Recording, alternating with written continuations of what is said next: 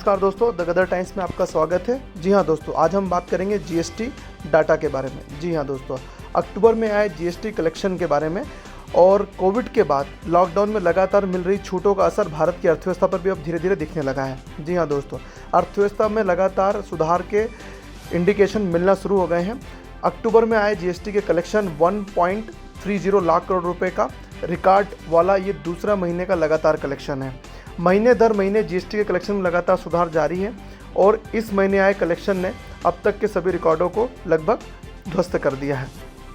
आइए जानते हैं अब तक के आंकड़ों के बारे में।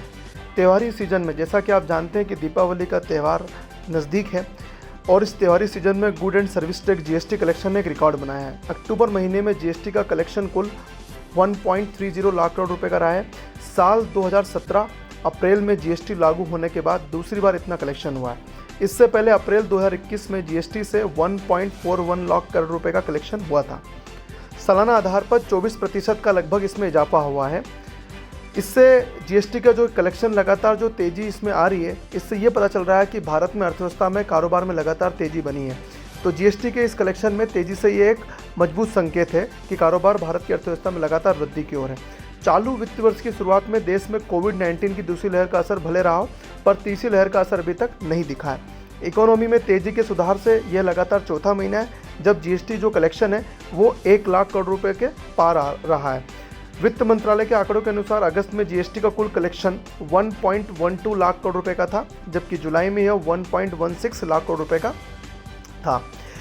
जीएसटी में लगातार ये जो वृद्धि है अर्थव्यवस्था में लगातार आ रहे सकारात्मक दृष्टिकोणों के कारण हुआ है संभव, क्योंकि भारत लगातार तेज़ी से वैक्सीनेशन कर रहा है, जिससे भारत में हर्ड इम्यूनिटी की परिस्थिति डेवलप हो गई है, जिससे कोविड का लगातार जो ग्राफ है लगातार नीचे आता रहा है और भारत में जो रिकवरी रेट है वो भी 98% से ऊपर लगातार बना हुआ है।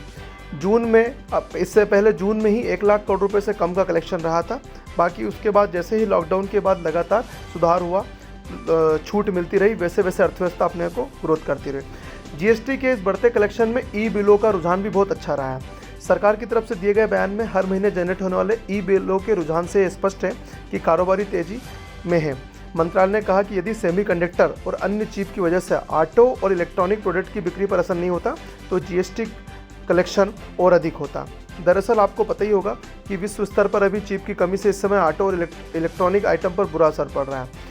मारुति जैसी कंपनियों ने कहा है कि उनकी 1.66 लाख गाड़ियों की बिक्री सितंबर में चिप की कमी की वजह से घट गई, जिसका असर ऑटोमोबाइल सेक्टर पर रहा। अदरवाइज ये जो जीएसटी कलेक्शन है ये और भी ऊपर जाता।